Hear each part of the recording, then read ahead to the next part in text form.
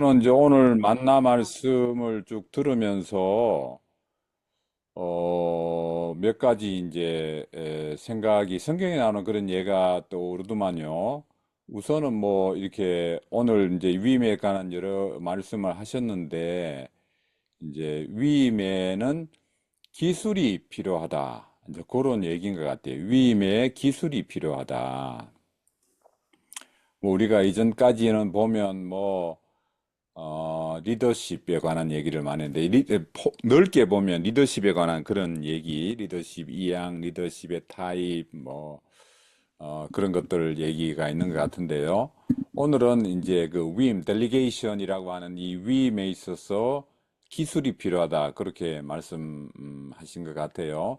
저는 이제 성경에 나오는 그런, 예. 저도 뭐 이제 저 개인적인 얘기할 그런 뭐 좀 편한 시간 그럴 때는 저도 참 그 실패, 그 실수하고 실패하고 했던 그런 사례들이 많아서 참 이게 참 쉽지는 않다. 그렇지만 하여튼 성경의 교훈을 우리가 따라가는 것, 그게 우리 크리스찬들의 기준이고 모범이니까 그렇게 성경의 것들을 한번 몇 가지 케이스를 가지고 이게 뽑아봤습니다. 첫 번째, 이제 모세가 여호수아에게 위임할 때 그 케이스가 떠오르더라고요.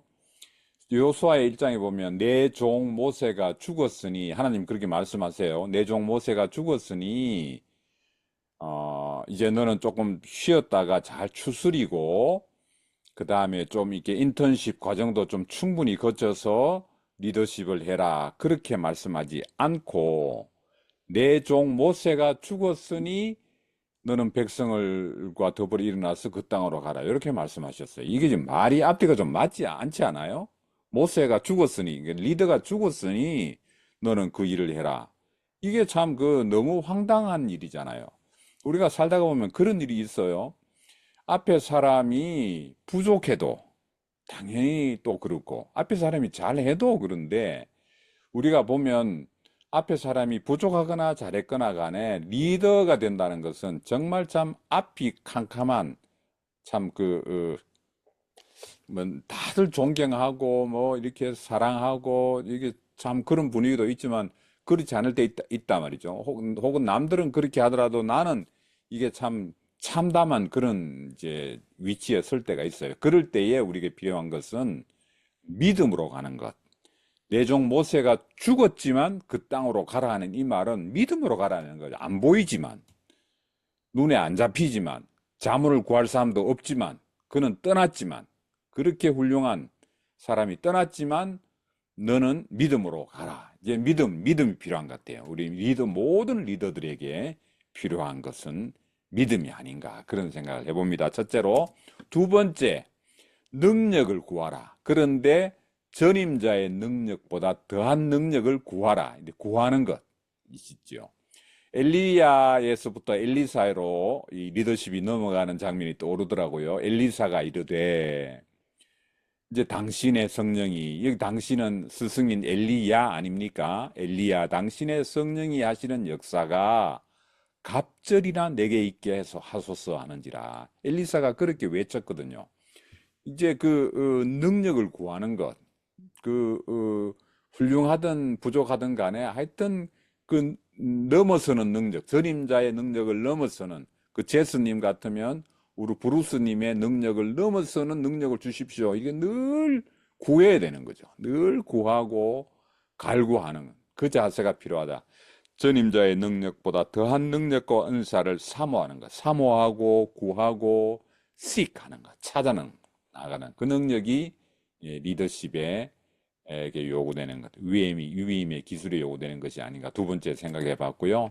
세 번째, 다윗에서부터 솔로몬으로 넘어갈 때, 다윗은 다윗 자체로도 훌륭한 왕이었지요. 이스라엘의 다윗보다 더 훌륭한, 마치 한국 역사의 광개토 대왕처럼 그 북만주 전역을 다 포함했던 그 참 위대한 왕, 을 기억하는 것처럼 이스라엘 사람들에게 있어서는 다윗 시대 하면 가장 찬란했던 그 시대를 말하거든요. 그럼에도 불구하고 다윗이 못한 일이 있었어요. 네 아들 솔로몬, 그가 내 성전을 건축하고 내 여럿들을 만들리니. 하나님 그렇게 말씀하세요. 네가 아무리 훌륭하지만 네가 못하는 영역이 있어. 너가 손대서는 안 되는 영역이 있어. 성전을 건축하는 것은 너의 영역이 아니고 너 아들의 영역이야. 그렇게 영역을 정해 줬어요. 그래서 좋은 리더, 뛰어난 리더, 그리고 그 위임의 기술에는 각자의 역할을 인정하는 것. 내가 잘하지만, 잘해왔지만, 그 다른 사람의 영역을 인정하고 영역을 이렇게 확보해 주는 것. 이게 또 하나의 기술이 아닌가 싶고요. 그 다음에 이제 제가 지난번에도 한번 말씀 나눈 적이 있는데, 바울과 디모데의 그 위임에서 우리가 발견하고 있는 것. 우리가 뭐 살다가 보면 기관이나 조직이나 우리 역할에서 주어지는 우리 신분이 있어요. 그 신분을 떠나서 그 다 내려놓고 하나님 앞에서 진실한 한 인간으로 서는 것. 천국을 향한 한 사람의 순례자로 그렇게 인생을 겸손하게, 진실하게, 진솔하게 참 그 하나님 앞에서 참 벌거벗은 모습으로 서는 것. 오직 너 하나님의 사람아.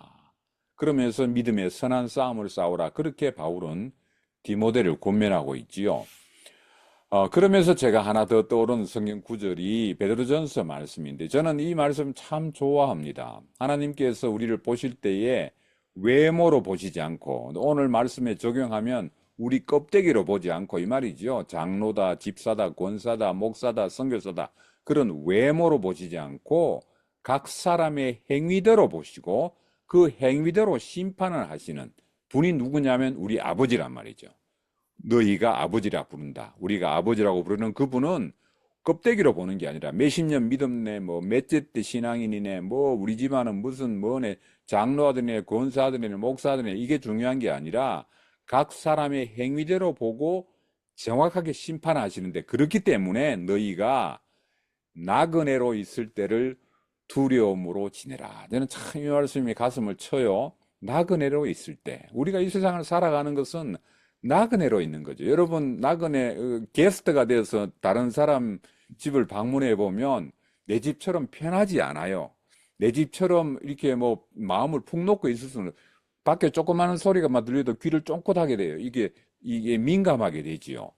모든 것이 조심스럽죠. 나그네로 있다는 것은. 나그네로 있을 때 이 세상에 산다는 것은 편안하게 허리띠 풀고 그냥 내가 하고 싶은 대로 다 하는 게 아니라 나그네로 있는 사람에게 필요한 것은 두려움으로 지내라. 이 집 주인이 있다는 거죠. 이 집 오너가 있다는 거죠. 그러니까 나그네로 있는 사람이 가져야 되는 첫 번째 덕목은 만사의 겸손과 두려움으로 지내는 것. 이것이 이제 우리 필요한 덕목이 아닌가 싶습니다.